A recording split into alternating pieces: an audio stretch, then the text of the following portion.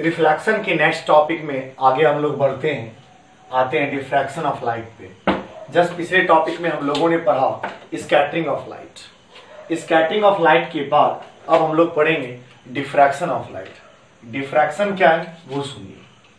यदि कोई light source है, जस्ट फॉर एग्जांपल सन, और स्मॉल पार्टिकल है जो कि ओपेक्यू है, स्मॉल पार्टिकल ओपेक्यू है, जब लाइट रे इस वेरी स्मॉल पार्टिकल्स पर आकर इंसिडेंट होता है तो लाइट रे इस पार्टिकल के अराउंड, इसके कॉर्नर पर मुड़ जाती है। लाइट रुकती नहीं, लाइट मुड़कर चलती है, तो यह फेनोमेनन डिफ्रैक्शन कहलाया। अगर शुद्ध लैंग्वेज में डेफिनेशन कहा जाए, when light rays incident on very small opaque object, it bends around its corner, it bends around its corner, this phenomenon is known as diffraction of light। जब light रे यहां आकर रुका ही नहीं तो इस ऑब्जेक्ट का शैडो आगे बिल्कुल नहीं बनेगा। इसका एग्जांपल दिया जा सकता है, अगर कुछ हाइट पर कोई चिड़िया उड़ रही है, कोई बर्ड्स आर फ्लाइंग, देन इसका जो शैडो है जमीन पर क्लियर नहीं होता है। मानकर चलिए एक बड़ा सा एरोप्लेन है, और बड़ा सा एरोप्लेन जो बहुत ज्यादा हाइट पे मूव कर रही है, उड़ रही है, और ये बड़े से सन के लिए छोटा सा स्मॉलेस्ट पार्टिकल जैसा बिहेव करेगा, और इसलिए इसका शैडो जमीन पर क्लियर नहीं होता है। यानी कहने का मतलब, कुछ हाइट पर कोई ऑब्जेक्ट हो, चिड़िया उड़ रही हो या हवाई जहाज हो, वो सन के रिस्पेक्ट में, इस सोर्स के रिस्पेक्ट में ये तो बहुत स्मॉल पार्टिकल, क्योंकि सन का तो मास बहुत ज्यादा बड़ा है, उसके लिए ये सब तो क्या है, स्मॉल पार्टिकल जैसा बिहेव करेगा, और ये स्मॉल पार्टिकल जैसा जिस समय बिहेव करेगा तो इसका शैडो क्लियर नहीं होगा। Again I repeat, diffraction of light, when light ray incident on very small particles, very small opaque particles, light rays bends around its corner, this process is known as diffraction of light। Due to this phenomenon, due to diffraction of light, any birds are flying in the sky have no clear shadow on the earth surface। ये हुआ आपका diffraction of light. Diffraction of light के बाद आगे जो हम लोग बहुत पहले से 7-8 से पढ़ते हुए आ रहे हैं, जिसमें आता है luminous object, non luminous object. तो लुमिनस ऑब्जेक्ट नाम से क्लियर है, luminous object are those object which emits their own lights, जो जिसको अपना खुद का रोशनी होता है, खुद का लाइट होता है, खुद का लाइट इमिट्स करता है। Those objects which emits their own lights are called luminous objects. Just for example sun को अपना रोशनी है, खुद अपना रोशनी इमिट्स करता है। स्टार्स हैं, लैंप यदि कोई जल रहा है, फायरफ्लाई जिसको आप हिंदी में जुगनू कहते हैं, फायरफ्लाई, बर्निंग कैंडल, जलता हुआ मोमबत्ती, ये सभी लुमिनस ऑब्जेक्ट में आ गया। नॉन लुमिनस ऑब्जेक्ट जिसको अपना रोशनी नहीं है, अपना प्रकाश नहीं है, those objects which do not emit their own light, just for example moon अपनी रोशनी से नहीं, अपने लाइट से नहीं चमकता, वो सन के लाइट से चमकता है। जितने भी प्लैनेट्स हैं, आप रात में प्लैनेट्स देखिए, मार्स देखिए और डिफरेंट प्लैनेट्स देखिए, वो आपको दिखाई पड़ता है, वो उसका खुद का रोशनी नहीं है। यानी प्लैनेट्स को खुद का रोशनी नहीं है, प्लैनेट्स दूसरे के रोशनी से चमकता है, चाहे वो वेनस हो या मार्स हो या कोई भी प्लैनेट्स हो।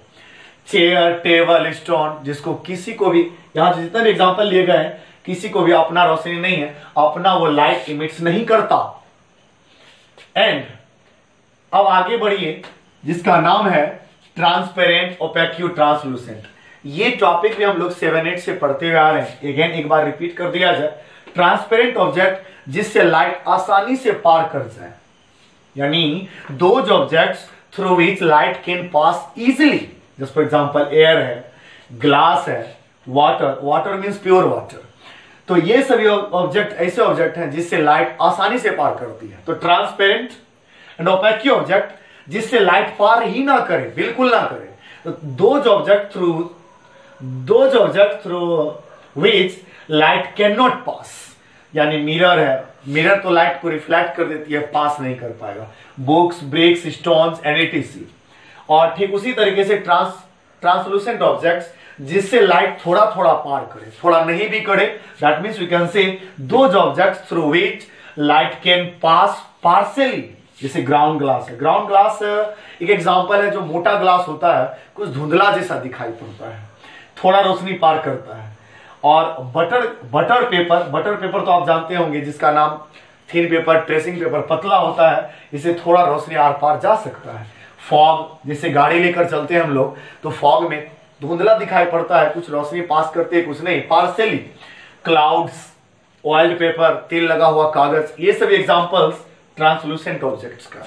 एंड नेक्स्ट टॉपिक, रे। रे किसको कहा गया?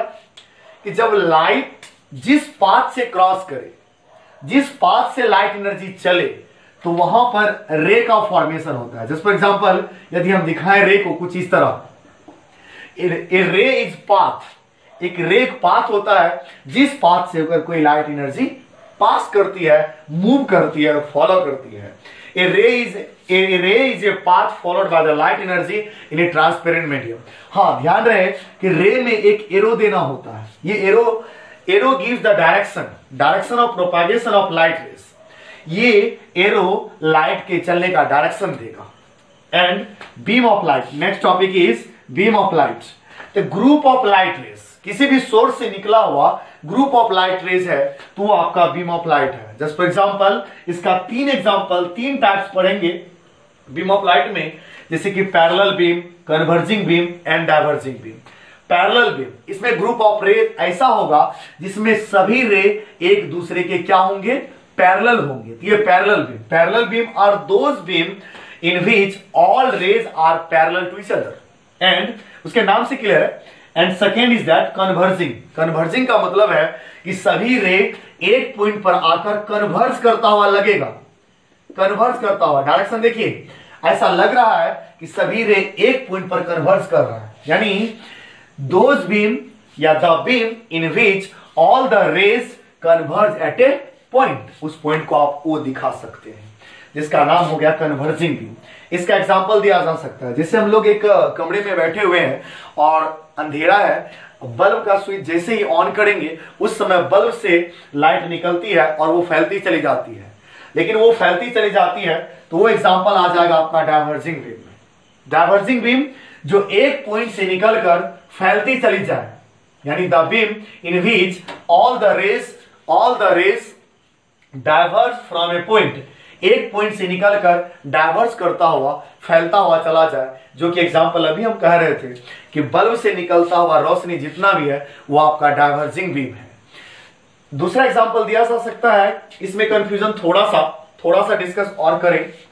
सनलाइट है, तो सनलाइट, सन से निकलता हुआ बीम, सन तो एक पॉइंट सोर्स अगर माना जाए, सन को एक पॉइंट माना जाए, तो सन से निकला हुआ जो भी आपका बीम है वो आपका डाइवर्जिंग बीम है, क्योंकि सन से निकलकर लाइट इन ऑल डायरेक्शंस में वो फैलता हुआ चला जाता है। तो सन से निकला हुआ जो भी बीम है वो आपका डाइवर्जिंग है। लेकिन मानकर चलिए जितने भी प्लैनेट्स हैं, जस्ट फॉर एग्जांपल अर्थ तो सन के रिस्पेक्ट में बहुत छोटी है, बहुत स्मॉल है। जब यहां से लाइट रे डाइवर्ज करता हुआ चलेगा तो सन से निकला हुआ बीम डाइवर्जिंग बीम, और उस डाइवर्जिंग का छोटा सा पार्ट अर्थ पर आकर गिरेगा। डाइवर्जिंग का छोटा सा पार्ट अगर कट कर लिया जाए, छोटे से पार्ट के बारे में डिस्कस किया जाए, तो पैरेलल जैसा होता है। दैट वी कैन से, हम कह सकते हैं कि सन से निकला हुआ बीम, यानी सन से निकला हुआ बीम डाइवर्जिंग होगा, लेकिन अर्थ स्मॉल होने की वजह से अर्थ पर जो बीम पहुंचेगा वो बीम कैसा होगा? पैरेलल बीम होगा। और नेक्स्ट टॉपिक अगले वीडियो में। फिलहाल के लिए थैंक यू, धन्यवाद, शुक्रिया।